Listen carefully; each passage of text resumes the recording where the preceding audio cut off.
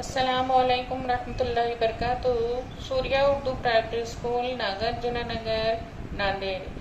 تعلیم ہماری ہر حال میں جاری، اس مقصد کے تحت سوریہ اسکول کے آن لائن ایجوکیشن کے سیشن میں جماعت پنجم نظم السائنس سبق نمبر 4 ماحول کا توازن، اس سبق کا مطالعہ آج ہم کریں گے۔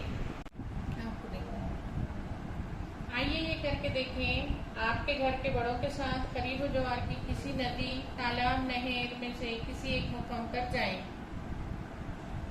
یہاں پر تصویر دیکھیے، بڑوں کے ساتھ بچے ندی کے قریب گئے ہوئے ہیں، وہاں پر جانوروں کا مشاہدہ کر رہے ہیں۔ وہاں نظر آنے والے جانوروں کی فہرست بنائیے۔ وہاں کے کچھ جانوروں کے نام آپ کو معلوم نہیں ہوں گے، اگر ایسا ہو تو ان کی تصویر بنائیے یا ان کی شناخت، رنگ، آواز، مسکن کے بارے میں آپ مشاہدات کو بیان میں لکھیے۔ جانوروں اور نباتاتوں کی کتنی قسمیں نظر آئیں شمار کیجیے۔ اب آپ کے مکان کے قریب اسکول کے باغ یا قریب کے کھیت میں جا کر یہی عمل دوبارہ کیجیے۔ بتائیے تو بھلا، جو جانور آپ کو نظر نہیں آئے لیکن وہاں موجود تھے یا آ کر چلے گئے، کیا آپ نے وہاں ان کے نشانات کا مشاہدہ کیا؟ مثلاً آدھے کھائے ہوئے پھل، پھلیاں، ٹوٹے ہوئے پر، پیر کے نشانات، گوبر، مینیاں، گھونسلے، پیوپے، انڈے، شہد کے چھتے وغیرہ۔ کیا آپ خوردبین جانور کا مشاہدہ کر پائے؟ آپ جس مقام پر گئے ہیں وہاں کل کتنے قسم کے جانور نظر آئے؟ کیا آپ سمجھتے ہیں کہ آپ کے مشاہدے کے دوران وہاں رہنے والے تمام جانور آپ کو نظر آئے؟ پانی کے قریب کھیت یا باغ میں پائے جانے والے جانور مختلف تھے یا وہی تھے؟ کسی علاقے میں پائے جانے والے جانوروں میں جو فرق پایا جاتا ہے اسے وہاں کا حیاتی تنوع کہتے ہیں۔ بتائیے تو بھلا، آپ نے جانوروں کو مشاہدہ کیا، ان میں سے آپ کو کس مقام پر حیاتی تنوع نظر آیا؟ کسی علاقے کے حیاتی تنوع کے بارے میں معلومات حاصل کرنے کے لیے سائنسدان جو مشاہدات کرتے ہیں ان کی تعداد بہت زیادہ ہوتی ہے۔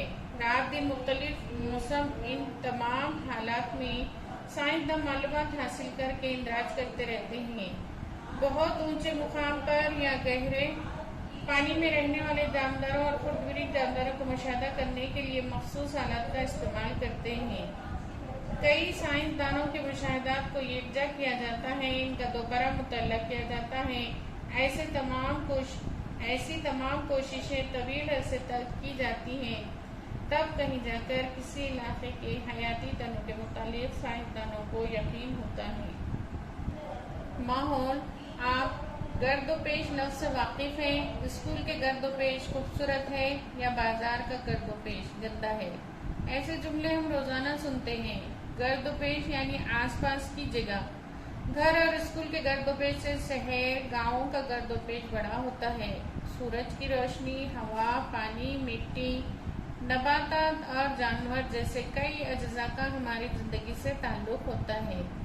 زندگی سے تعلق رکھنے والی گرد و پیش کی تمام اشیاء سے مل کر ماحول بنتا ہے۔ جاندار اور غیر جاندار ایک دوسرے پر منحصر ہوتے ہیں۔ ان کے درمیان کچھ لین دین یعنی باہمی تعامل ہوتا رہتا ہے۔ اس باہمی تعامل کا مطالعہ ماحولیات میں کیا جاتا ہے۔ ذیل کے چوکور میں دیے ہوئے جاندار اور غیر جاندار اجزاء کی تصویریں دیکھیے اور ماحول کے ان تمام مختلف اجزاء کے بارے میں ایک دوسرے سے بات کیجیے۔ ہے نا، ماحول میں پائے جانے والے جاندار اور غیر جاندار کی ایک تصویر دی گئی ہے۔ اس کو دیکھ کر آپ کو جاندار کون سے ہیں، غیر جاندار کون سے ہیں، اس کو اپنی کتاب میں لکھنا ہے۔ پنجم جماعت کے پیارے طلباء و طالبات، آج ہم نے ماحول کے توازن کے بارے میں پڑھا، اس میں ماحول کو دیکھا اور ماحولیاتی نظام کیسا ہوتا ہے اس کے بارے میں ہم نے پڑھے۔ تصویر کو دیکھ کر ہم کو جاندار اور غیر جاندار کے بارے میں لکھنا ہے۔ آج کے ویڈیو میں اتنا ہی، آئندہ پھر ملیں گے۔ آپ ہمارے اسکول کے اس چینل کو لائک کریں، شیئر کریں اور سبسکرائب کریں۔ آج کے لیے اتنا ہی، اللہ حافظ۔